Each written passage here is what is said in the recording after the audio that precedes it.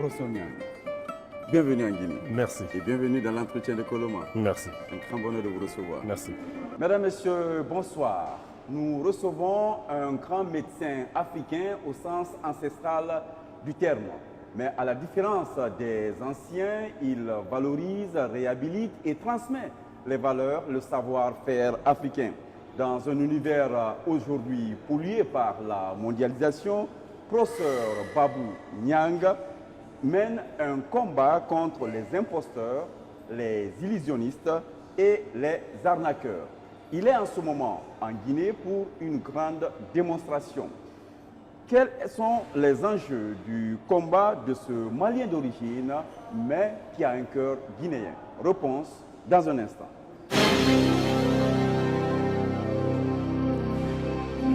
Merci de vous caler bien dans vos fauteurs pour bien écouter notre invité exceptionnel, professeur Babou Niang. Il est en Guinée, je vous le disais, pour une importante conférence, des démonstrations à l'appui du combat, les illusionnistes, mais un grand promoteur de la magie noire. Je disais, professeur, que vous êtes malien d'origine, oui, mais votre cœur bat pour la Guinée. Oui. Une explication d'entrée? Oui, vous savez, je peux me considérer comme guinéen, étant donné que mon épouse est guinéenne. Une très belle épouse qui m'a donné vraiment 5 beaux enfants. Donc, je ne fais que vraiment remercier les Guinéens pour ce beau cadeau. Et là, vous confirmez ce qui tient cette phrase célèbre qu'un des présidents a eu à prononcer, que le Mali et la Guinée sont deux pays dans un même corps. Dans un même corps, effectivement, c'est vrai. Professeur, vous êtes pratiquement sorti de l'anonymat très tôt, après la perte de votre papa d'ailleurs, dont vous portez le nom. Après, les hindous vous ont amené à laisser vous appeler Babou. C'était lors de la construction du grand chantier hydroélectrique de Manatani. Vous êtes sorti complètement de l'ombre en faisant des prédictions et en montrant des démonstrations qu'un cartésien ne pouvait pas soutenir. Effectivement, c'est vrai. Vous savez, après l'école primaire au Mali, puis l'école supérieure au Sénégal, je suis rentré au Bercail, étant donné que j'étais presque le seul garçon de ma mère. J'étais rentré auprès de ma maman que je devais vraiment aider, sauver. Il y avait tellement de problèmes. Ensuite, mon village qui n'était pas loin de Manantali, qui était à 87 km de Manantali, dans la région de Caille, dans le cercle de Bafoulavé, Maïna. Les Allemands sont venus pour construire le barrage de Manantali. Vous savez, un projet de l'OMVS, l'Organisation pour la mise en valeur du fleuve Sénégal. Et ce barrage qui était construit par les Allemands, l'ECBM, l'entreprise pour la construction du barrage de Manantali, qu'ils étaient venus, au moins 2000 ouvriers allemands étaient invités et 6000 ouvriers africains ont construit ce barrage. Mais il y a eu beaucoup de difficultés jusqu'à ce que les Allemands ils ont amené un hindou du nom de Mr. Raja qui était spécialisé sur les lieux hantés, les maisons hantées, les lieux hantés. C'est des Allemands qui ont fait invité à ces hindous.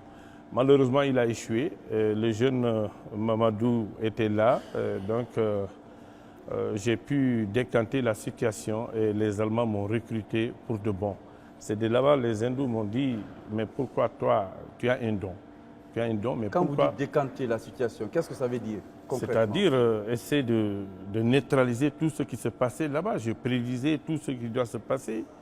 Je disais, ne partez pas à ce moment sur ces lieux, ou bien faites ça. Si vous faites ça, les forces surnaturelles seront tranquilles. Et comme ça, j'espère que les Allemands, ils m'ont consulté tout le temps. Mais les gens ne savaient pas, les Africains ne savaient pas exactement pourquoi les Allemands sont attachés à ce jeune homme qui est là, un jeune conducteur d'engin qui était là. Donc, à la fin, quand tout est rentré en ordre, ils m'ont demandé, mais pourquoi ne pas aller en Inde?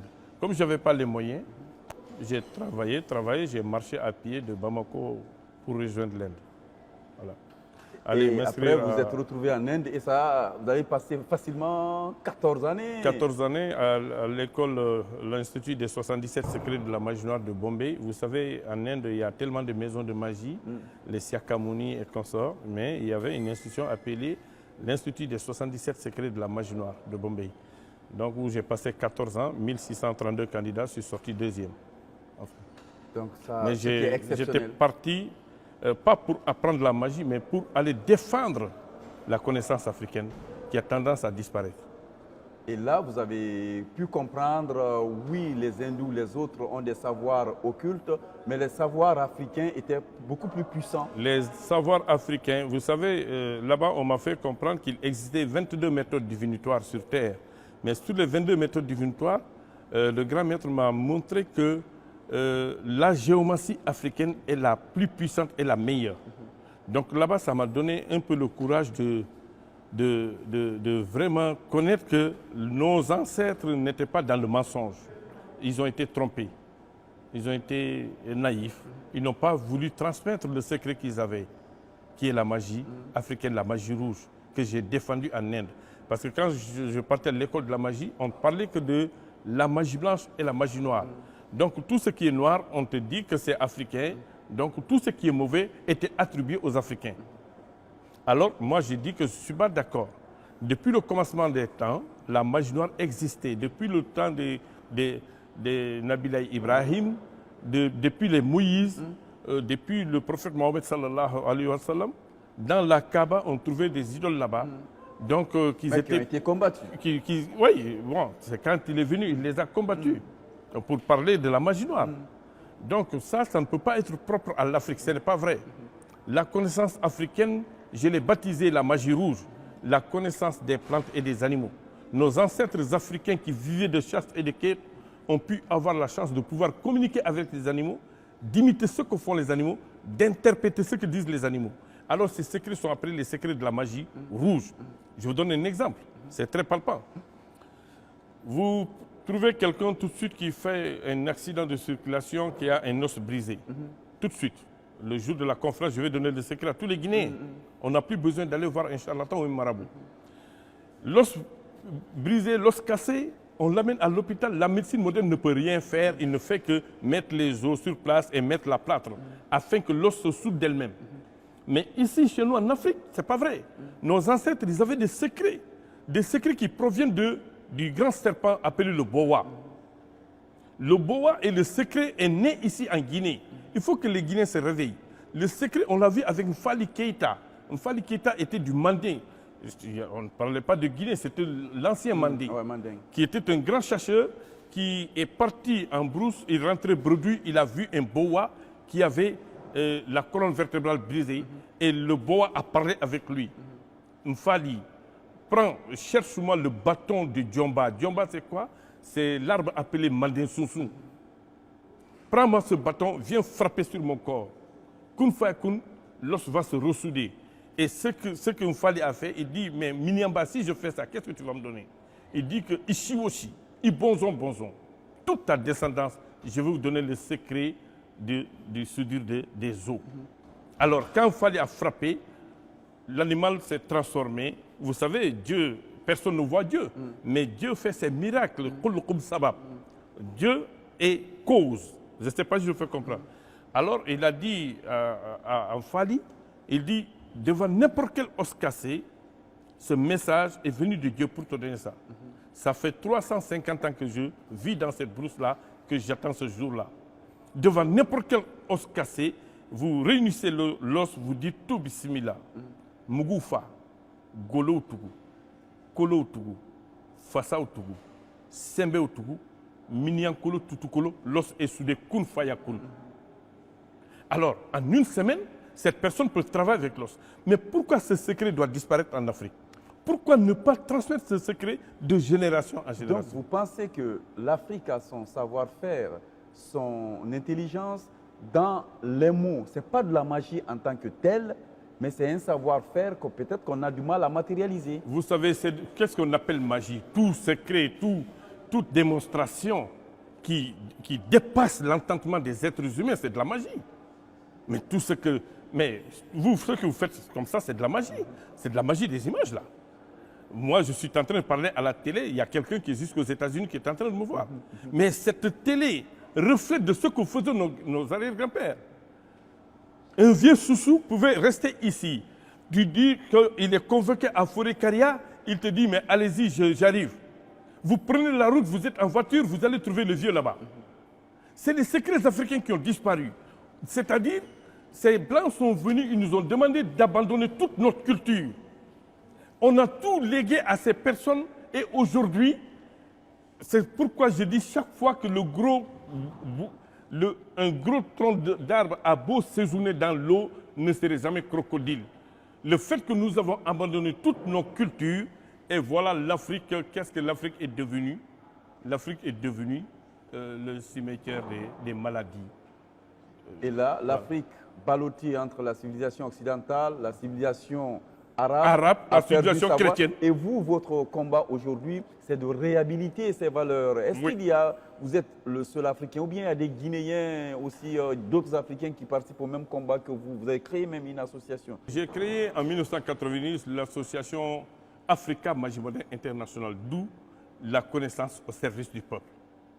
Ensuite, j'ai créé l'ATSOA, l'association des détenteurs du savoir occulte africain. Ensuite, je viens de créer tout de suite, au Burkina Faso, l'école africaine des mystères.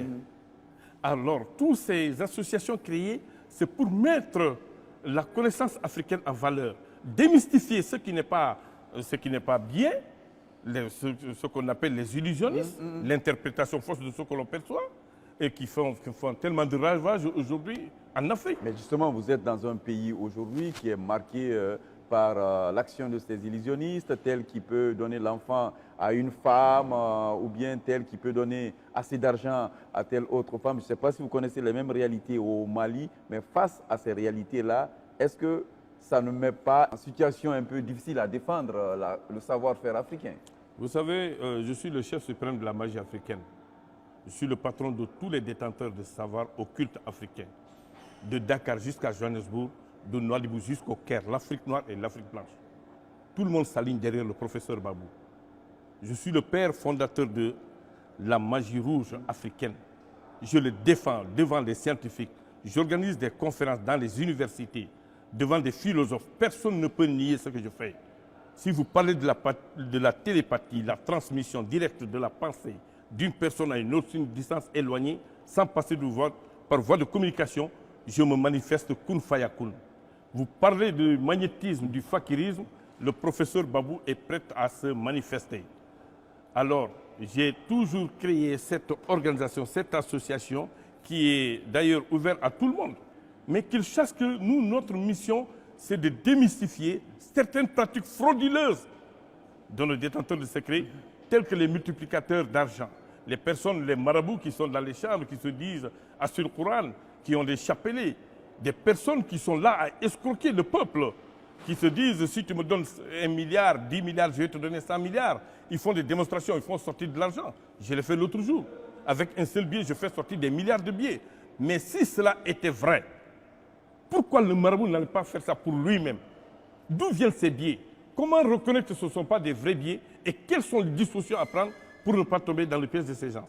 Donc, nous, notre mission, c'est de démystifier certaines pratiques de ces magiciens, mais il y a les côtés positifs qui sont là, que les Africains puissent cerner les contours de cette science-là, afin que l'Afrique puisse sortir de ce grand trou qu'il est. Peut-être le côté positif, séparer le bon grain de l'ivraie, c'était peut-être de voir en quoi cette connaissance africaine peut servir à faire avancer l'Afrique, peut-être un cas pratique, à soigner des maladies, mais de façon vraiment réelle et concrète.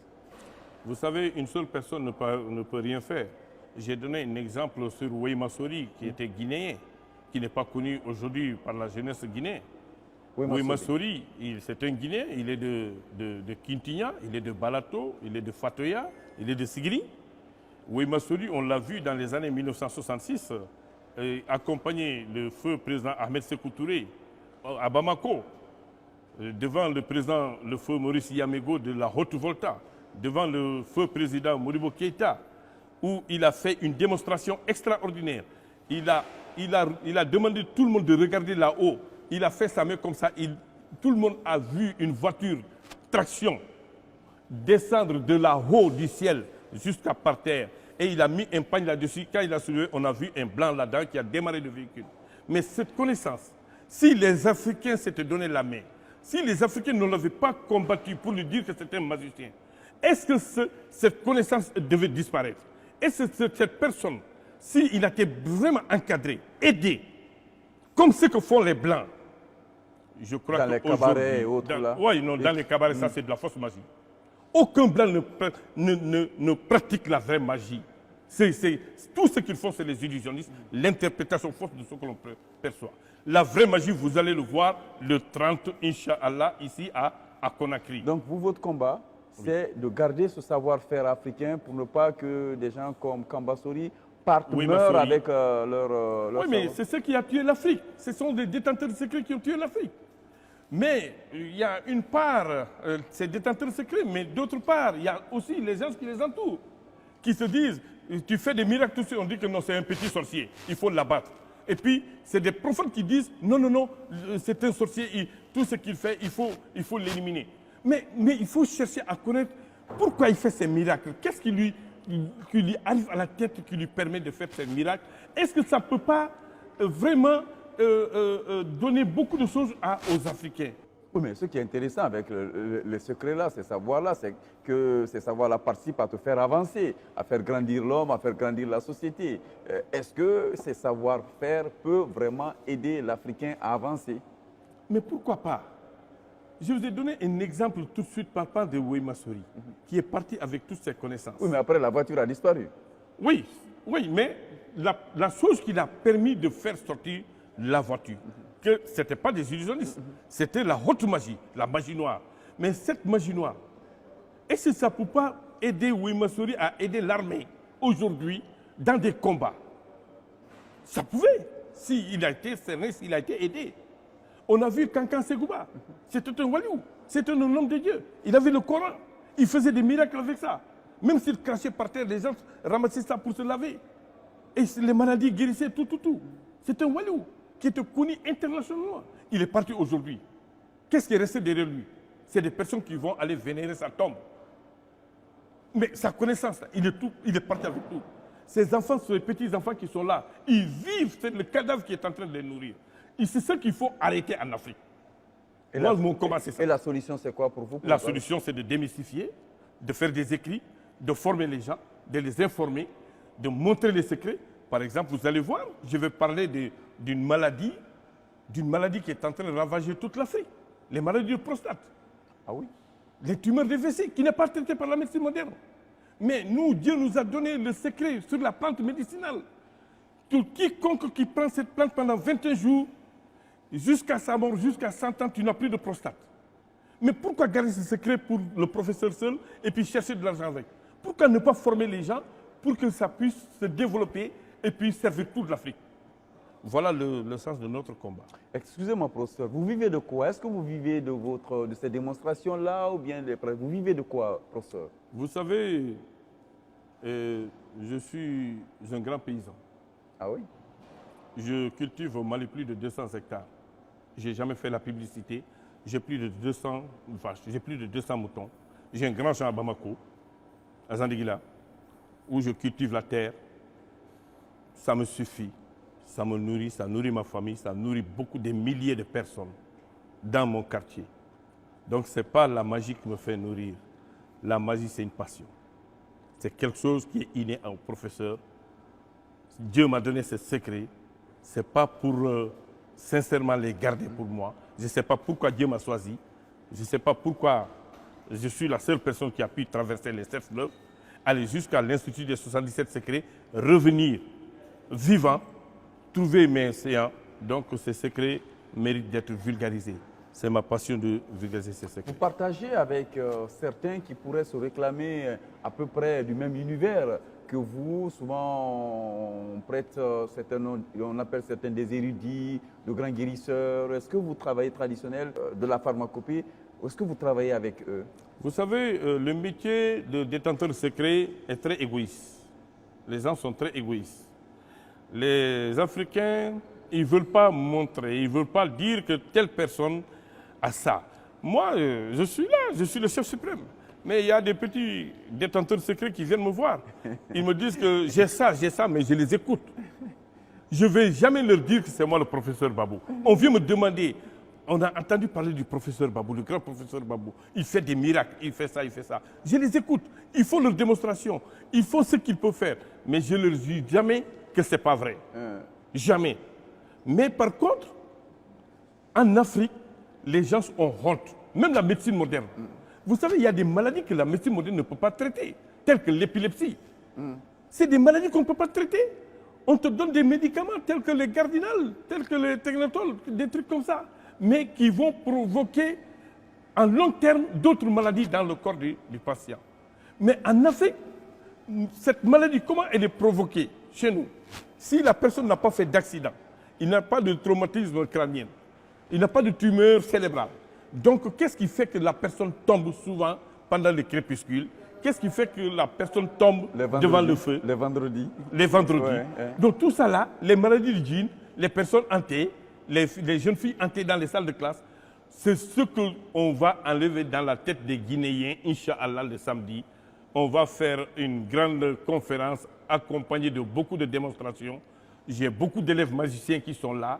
Les magiciens que vous avez vus à la télé lors de l'émission appelée « L'Afrique a un incroyable talent », ce sont tous mes élèves, ce sont mes apprentis. Ils sont tous là en Guinée qui m'accompagnent ici. Vous avez ouvert une école de mystère au Burkina. Est-ce qu'il est prévu dans votre agenda? Non, ce n'est pas une école de mystère. On a créé l'école africaine des mystères. Ouais. L'école africaine des mystères, ce n'est pas pour le Burkina, mais on a eu l'initiative au Burkina. Vous allez avoir une faculté en Guinée ou pas? Bon, on est en train de voir avec les autorités guinéennes s'ils le veulent. On est prêt quand même à travailler. Mais comment vous êtes perçu par les médecins, par les autorités maliennes? Oui, c'est ce que je t'ai dit. Les médecins, vous savez, c'est des personnes qui sont là, qui ne croient pas. Même s'ils croient, ils font semblant que ce n'est pas vrai. Mais pourtant, il y a tellement de médecins qui viennent se traiter chez le professeur Babou, en cachette. C'est la même chose que les religieux, les grands marabouts qui sont là, qui se disent ça c'est haram, mais ils viennent la nuit pour me voir pour des trucs. Ou bien ils prennent l'argent des gens et ils viennent traiter chez le professeur Babou.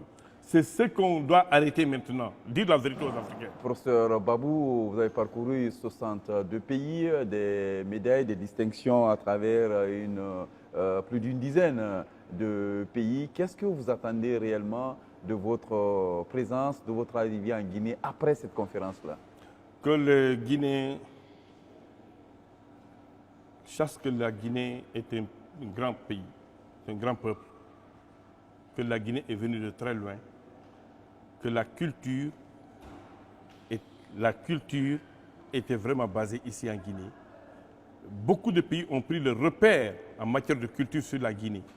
Si on a vu des grands hommes guinéens, tels que le Sori Kandia Kouyaté, tels que les Aboubakar Demba Kamara, depuis qu'on ne sait pas la musique africaine, c'est des personnes qui ont donné beaucoup de valeur à la culture, tels que le ballet africain qu'on voyait à la télé, les Guinéens qui faisaient ces démonstrations et qui faisaient vraiment la beauté de ce pays. Pour vous, ça, c'est de la magie aussi? Bon, non, ce n'est pas de la magie, mais ça fait partie de la culture africaine. D'accord. Je ne sais pas si je fais comprendre. Ouais. Les danses avec le truc des komos, le truc des dozo, tout ça là, ça parle de la connaissance africaine. Alors, ce truc-là qui a tendance à disparaître, nous, on est venus afin que les Guinéens se réveillent, qu'ils sachent que le peuple de Guinée, c'est un grand peuple. Un grand peuple qui est venu de très loin et que les Guinéens, qu'ils arrêtent le mensonge. Les Africains, la grande partie. Les illusionnistes, en fait. Les illusionnistes. Arrêtez l'égoïsme. Ça ne peut pas faire avancer un peuple. Les gens n'ont qu'à arrêter d'être égoïstes, d'être méchants. Les gens sont très méchants en Afrique, et surtout ici en Guinée, qui n'ont qu'à arrêter, qui n'ont qu'à se donner la main, qui n'ont qu'à travailler. Seul le travail paye. Professeur, ce fut un honneur de vous recevoir sur notre plateau. Merci. Merci à tous ceux qui ont suivi ce numéro exceptionnel de l'entretien de Coloma. Nous vous donnons rendez-vous la semaine prochaine avec un nouvel invité. Merci. Merci, professeur. Merci, mon frère. Ouais. Merci beaucoup. Ouais. C'est un bonheur. Ça va, ça va.